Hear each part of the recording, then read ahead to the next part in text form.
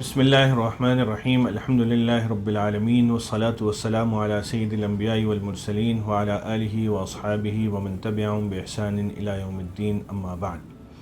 البرکہ bank Pakistan limited نے یہ آپ کے لیے رمضان کے مہینے میں ایک خصوصی سلسلہ جاری کیا ہے، اور اس میں یہ کہا گیا ہے کہ ہم زکوٰۃ کی تفصیلات کچھ آپ کے سامنے بیان کریں۔ زکوٰۃ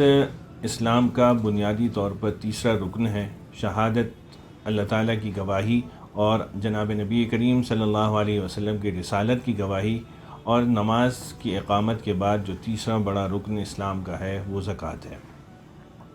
اور قرآن کریم میں بے شمار مقامات، بلکہ 70 سے زائد مقامات پر جو ہے وہ زکوٰۃ کو نماز کے ساتھ ذکر کیا گیا ہے۔ چنانچہ اقیم الصلاۃ والزکوٰۃ آپ نے قرآن کریم میں کئی جگہ پڑھا ہوگا۔ اور بات سمجھ میں بھی اس طرح آتی ہے کہ دیکھیں، نماز وہ ہے کہ جس میں انسان اللہ تعالیٰ کے حضور اپنی جسمانی اعضاء و جوارح کے ذریعے سے اپنی عجز و نیاز پیش کرتا ہے۔ وہ اللہ تعالیٰ کے حضور کھڑا ہوتا ہے، رکوع میں جاتا ہے، سجدے کرتا ہے، اس کے آگے دعائیں مانگتا ہے۔ جبکہ زکوٰۃ میں وہ اس مال کے ذریعے سے اپنی عجز و نیاز پیش کرتا ہے، اور اس بات میں اس کا اقرار کرتا ہے کہ یہ مال میرے پاس بطور امانت تھا، حقیقی مالک اس کا اللہ تعالیٰ ہے، اللہ تعالیٰ نے اپنے فضل و کرم سے مجھے دیا ہے، تو میں اس کی راہ میں اس کو خرچ کرنا چاہیے مجھے۔ دوسرا اس میں ایک پہلو یہ بھی ہے کہ دوسروں کی مدد اس سے کی جاتی ہے، تو اس سے انسان کے جسم میں رحم دلی کا مادہ پیدا ہوتا ہے۔ اور تیسرا یہ کہ انسان کے دل میں جو بخل کا مادہ ہے وہ بھی کم ہوتا ہے۔ انسان جب زکوٰۃ ادا کرتا ہے تو اس کے دل میں جو بخل کا جو مادہ ہے، جو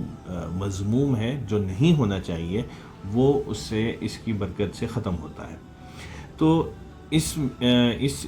سلسلے میں ہمیں مقدار زکوٰۃ کیا ہے، نصاب زکوٰۃ کیا ہے، کس طرح ہمیں ادا کرنا چاہیے، کیا طریقہ کار ہو، اس کی تفصیلات ہم اس میں انشاءاللہ بیان کریں گے تاکہ یہ آپ کے لیے مددگار بن سکے۔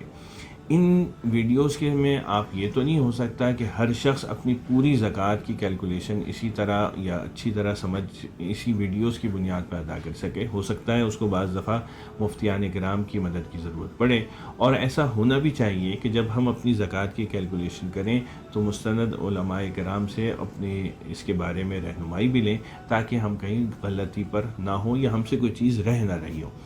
تو کیونکہ ہر شخص کی مقدار زکوٰۃ دوسرے سے بالکل مختلف ہوتی ہے، کسی کے پاس کم ہوتے ہیں، کسی کے پاس زیادہ ہوتے ہیں، کسی کے پاس مختلف نوعیتوں کی چیزیں ہوتی ہیں جن پر زکوٰۃ آتی ہے، لہٰذا ان سب کا احاطہ ہم اپنی اس ویڈیو میں تو نہیں کر سکتے، لیکن مقصد یہ ہے کہ بہت حد تک آپ کی مدد ہو سکے۔ ہو سکتا ہے بہت سے لوگ ایسے ہوں کہ جو اس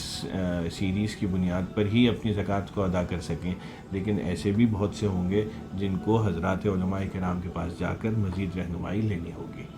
تو ہمارا صرف مقصد یہ ہے کہ اس میں ایک مدد لوگوں کی ہو سکے، اور انتہائی اہم جو فریضہ ہے اس کے جو بہت اہم نکات ہیں ان کو روشنی ڈالی جائے، تاکہ آپ کے سامنے واضح طور پر صورتحال سامنے آئے، اور زکوٰۃ کی جو فرائض جو فریضہ ہے اس کو بہتر سے بہتر طور پر ہم ادا کر سکیں۔ اللہ تعالیٰ